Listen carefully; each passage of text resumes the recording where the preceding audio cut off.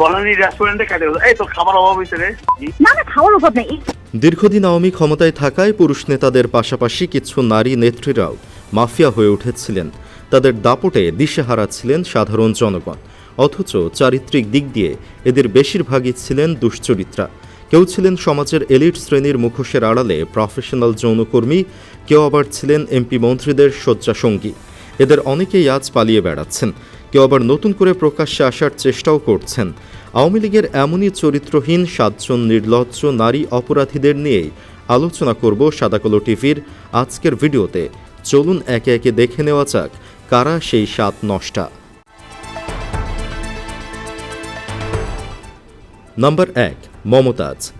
11 স্বামীকে বিধবা বানিয়ে 12 নাম্বারের খোঁজে থাকা মমতাজকে ফাইটটা যায় বলা যাবে না, কারণ এতদিনে যেহেতু ফাটেনি এ জিনিস আর ফাটবেও না। মমতাজ আটকের পর অনেকেই সামাজিক যোগাযোগ মাধ্যমে পোস্ট করে লিখেছিলেন, মমতাজকে আটক করেছে, ভাবতেছি তার সকল স্বামী মিলে রাজপথে নামলে সরকার ঠেকাতে পারবে। এই একটা কথাই প্রমাণ করে ব্যক্তি জীবনে কত পুরুষের সঙ্গ পেয়েছেন মমতাজ। কেউ বলেন স্বামী বয়ফ্রেন্ড সহ মমতাজ 12 জন পুরুষের সাথে রাত কাটিয়েছেন, কেউ বলেন 18 জন। মমতাজের জীবনে পুরুষের সংখ্যা যতই থাকুক না কেন, এ কথা সত্য যে কামুক মমতাজ কখনোই এক পুরুষে খুশি হতে পারেননি। সত্যিকারের 12 ভাতারি যাকে বলে, এমনকি জানলে অবাক হবেন গত 9 মাস যে মমতাজ লুকিয়েছিলেন সেখানেও তার সাথে ছিলেন একজন বয়ফ্রেন্ড। এতগুলো কাগজ চলে আসতো, বিদ্যুৎ চাই বিদ্যুৎ চাই। আমি সে সময় বলতাম যে বিদ্যুতের এমন অবস্থা শেখ হাসিনা করবে যে আপনারা ওই যে ফেরিওয়ালারা যেমন ঘুরে আর বলে চুরি বলে রাখবেন নাকি ভাই, এরকম বিদ্যুতের অবস্থা আমাদের হবে, আমাদের ঘুরতে হবে যে বিদ্যুৎ রাখবেন নাকি বিদ্যুৎ। নাম্বার 2, মাহিয়া মাহি। এমনিতেই তো তার চরিত্র কখনোই ভালো ছিল না। অভিনেত্রী হবার আগেই কাজ করত রাতের রানী হিসেবে, এমনকি অভিনেত্রী হয়েও সেটা ছাড়েনি, উল্টো এক ধাপ এগিয়ে গিয়েছিল। ভারতে মাহির গোপন ভিডিও ফাঁস হয়। মূলত রাজনৈতিক স্বার্থ হাসিলের জন্যই সে আওয়ামী লীগ নেতাদের মনোরঞ্জন করত বলে জানা গিয়েছে। সেটা কেবল এক মুরাদ নয়, কাদের সহ আরও অনেকের সাথেই গোপন সম্পর্ক গড়ে তুলেছিলেন সে। সাবেক এমপি ও মন্ত্রী মুরাদের সাথে মাহির কুকর্ম সামনে আসে নায়ক ইমনের একটি কল রেকর্ডের মাধ্যমে। সেই রেকর্ডে স্পষ্ট হয়ে যায় যে মাহি মুরাদকে বিশেষ কোনো সার্ভিস দিত, আর ইমন দালাল হিসেবে মধ্যস্থতা করে দিত। একবার মাহি গড়িমাসি করতেই মুরাদ রেগে গিয়েছিলেন, আর সেই কল রেকর্ডই সামনে এসেছিল। তাতে যা খেসারত দেবার মুরাদকেই দিতে হয়। প্রথমে মন্ত্রিত্ব, পরে হারায় এমপি পদও, এমনকি পরবর্তীতে সে আওয়ামী লীগের রাজনীতি থেকেও হারিয়ে যায়। বনানী রেস্টুরেন্টে কাটে এই তো খাবার অভাব হয়েছে রে। না না, খাওয়ার অভাব নেই। শুধু একবার, শুধু একবার, শুধু একবার বলো ভালোবাসি। নাম্বার 3, নুসরাত ফারিয়া। বাংলাদেশের আরেকজন অশ্লীল কর্মী নুসরাত ফারিয়া। সাবেক আইসিটি প্রতিমন্ত্রী জোনায়েদ আহমেদ পলকের মেজাজ খারাপ হলেই নাকি ডাক পড়ত নুসরাত ফারিয়ার। তার ফিটনেসের প্রতি নাকি বিশেষ আকর্ষণ ছিল পলকের। শুধু তাই নয়, সাবেক এই প্রতিমন্ত্রীর সঙ্গে সম্পর্কে জড়িয়ে নুসরাত ফারিয়া নিজের 9 বছরের প্রেম এবং বাগদানও ভেঙে দেন। পলকের সাথে সম্পর্কে জড়িয়ে প্রভাব পড়েছে তার ক্যারিয়ারেও। এখন আর কেউ তাকে নতুন সিনেমার জন্য ডাকছে না। এজন্য বাধ্য হয়ে নুসরাত ফারিয়া শুরু করেছেন তেলবাজি। আওয়ামী সরকারের আমলে বিভিন্ন ক্ষমতাধর ব্যক্তিদের সঙ্গে বিদেশে ঘুরে বেড়ানো নিয়েও নানান সময় সমালোচনার শিকার হয়েছেন নুসরাত ফারিয়া। 2-1টি ছাড়া তেমন কোনো সিনেমা হিট না হলেও পলকের সঙ্গে সম্পর্কের জেরেই নাকি রাতারাতি কোটিপতি বনে যান এই নায়িকা। গুঞ্জন আছে, সাবেক প্রতিমন্ত্রী পলকের সহায়তায় শেখ মুজিবুর রহমানের বায়োপিক মুজিব একটি জাতির রূপকার সিনেমায় শেখ হাসিনার চরিত্র অভিনয় করার সুযোগ পান। এমনকি পলকের হাত ধরেই আওয়ামী লীগ সরকারের এমপি হওয়ারও চেষ্টা চালিয়েছেন এই নায়িকা। দ্বাদশ জাতীয় সংসদ নির্বাচনে সংরক্ষিত নারী আসনের প্রার্থী চূড়ান্তের লক্ষ্যে গণভবনে মনোনয়ন প্রত্যাশী হিসেবে উপস্থিত ছিলেন নুসরাত ফারিয়া। তবে পলকের সাথে সখ্যতা গড়ে তুললেও এমপি হওয়ার স্বপ্ন পূরণ হয়নি এই নায়িকার। নাম্বার 4, সূচনা বাহার। কুমিল্লার সাবেক এমপি বাহাউদ্দিন বাহারের মেয়ে, কুমিল্লা সিটি কর্পোরেশনের সাবেক মেয়র তাহসিন বাহার সূচনা। সুন্দরী এই গোলুমলুর প্রতি ক্রাশ খায়নি কুমিল্লা অঞ্চলে এমন মানুষ পাওয়া যাবে না। কোনো ধরনের রাজনৈতিক কিংবা নেতৃত্বদানের যোগ্যতা না থাকলেও শুধুমাত্র বাবার জোরে কুমিল্লা সিটি কর্পোরেশনের মেয়র হয়েছিলেন তাহসিন বাহার সূচনা। সূচনা এবং তার বাবার ক্যাডার বাহিনীর কাছে বিপর্যস্ত ছিল কুমিল্লাবাসী, কিন্তু কেউ কখনো তাদের বিরুদ্ধে মুখ খোলার সাহস দেখাননি, কারণ শেখ হাসিনার সাথে সূচনার ছিল গলায় গলায় ভাব। কিন্তু 24 জুলাই কিন্তু 24 জুলাই হাসিনার পলায়নের পর বাবার সাথে সূচনাও ভারতে পালিয়ে যান। বর্তমানে বাবা মেয়ে কলকাতায় এক রাজনৈতিক নেতার আশ্রয়ে রয়েছেন।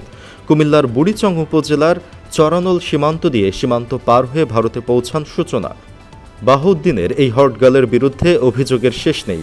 সূচনার নামে এবং তাদের সংশ্লিষ্ট 53টি ব্যাংক হিসাব অবরুদ্ধ করা হয়েছে। এসব হিসাবে 17 কোটি 39 লাখ টাকা রয়েছে।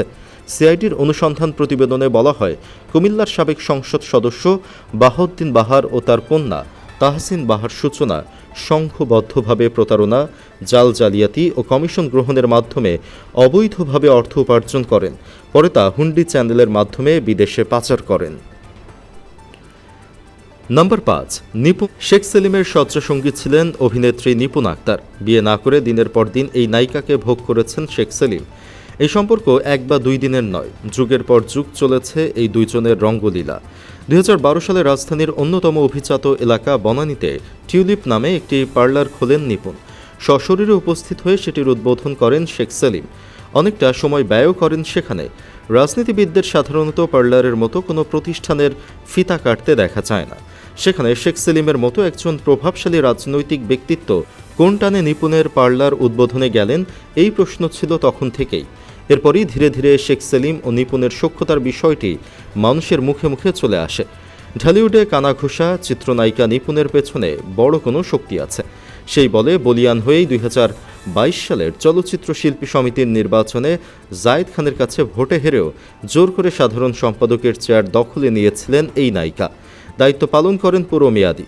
নিপুণকে বিজয়ী করতে নির্বাচন কমিশনারকে 17 বার ফোন করেন শেখ সেলিম। নম্বর 6, মেহের আফরোজ শাওন। 16 বছরের শাসনামলে অবৈধ সুবিধা নিতে হাসিনার পা চাটা থেকে বাদ যায়নি বিনোদন জগতের তারকারাও। এদের মধ্যে নষ্টা মেহের আফরোজ শাওনও ছিলেন। হাসিনা পলায়নের পর পাগলা কুত্তার মতো আচরণ শুরু করে দিয়েছে সে। সর্বশেষ এই দুশ্চরিত্রা মহিলা মহান জুলাই আন্দোলনকে নিয়ে ঘৃণিত ভাষায় কটাক্ষ করেন। যৌনপল্লীর একজন কর্মীও কখনো প্রকাশ্যে এই ধরনের ভাষা ব্যবহার করতে পারেন না। অবশ্য শাওনের বিষয় ভিন্ন, সে যৌনকর্মীর চেয়ে কোনো অংশে কম চান না। শাওনের স্বামী হুমায়ুন আহমেদ যখন হাসপাতালে ভর্তি, তখন শাওন তার স্বামীর বন্ধুর সাথে হোটেলে রাত কাটাতেন। এই কুলাঙ্গারের বিরুদ্ধে এমন অভিযোগের অন্ত নেই। নম্বর 7, বুশরা আফরিন। ঢাকা উত্তর সিটি কর্পোরেশনের সাবেক মেয়র মোহাম্মদ আতিকুল ইসলামের কন্যা বুশরা আফরিন। শহরের তাপ প্রবাহ কমাতে ঢাকা উত্তর সিটি কর্পোরেশন এলাকায় চিফ হিট অফিসার হিসেবে নিয়োগ পেয়েছিলেন বুশরা আফরিন। হিট কমানোর চেয়ে অশ্লীল পোশাক আশাকের কারণেই বেশি আলোচনায় আসেন বুশরা। পরে জানা যায়, কোনো নিয়ম কানুনের তোয়াক্কা না করে বুশরাকে মাসিক 5 লাখেরও বেশি টাকা বেতনে বুশরাকে নিয়োগ দেন মেয়র আতিকুল। আওয়ামী লীগ সরকার পতনের পর থেকে খোঁজ ছিল না চিফ হিট অফিসারের। ওই দিনের পর থেকে তিনি আর নগর ভবনে ফেরেননি। তিনি কোথায় আছেন, কাজ করবেন কিনা এসব বিষয় জানতে তার মিডিয়া কর্মকর্তার সঙ্গে যোগাযোগ করেও কোনো জবাব পাওয়া যায়নি। এর মাঝে মেয়র আতিকুল গ্রেফতার হলে আত্মগোপনে চলে যান বুশরা। 2026 সালের জানুয়ারিতে জানা যায় বুশরার নামেও বিভিন্ন মামলা রয়েছে। পরে চিফ হিট অফিসার বুশরা আফরিনকে রাজধানীর সেগুনবাগিচায় প্রধান কার্যালয়ে ডেকে এনে জিজ্ঞাসাবাদ করে দুর্নীতি দমন কমিশন দুদক।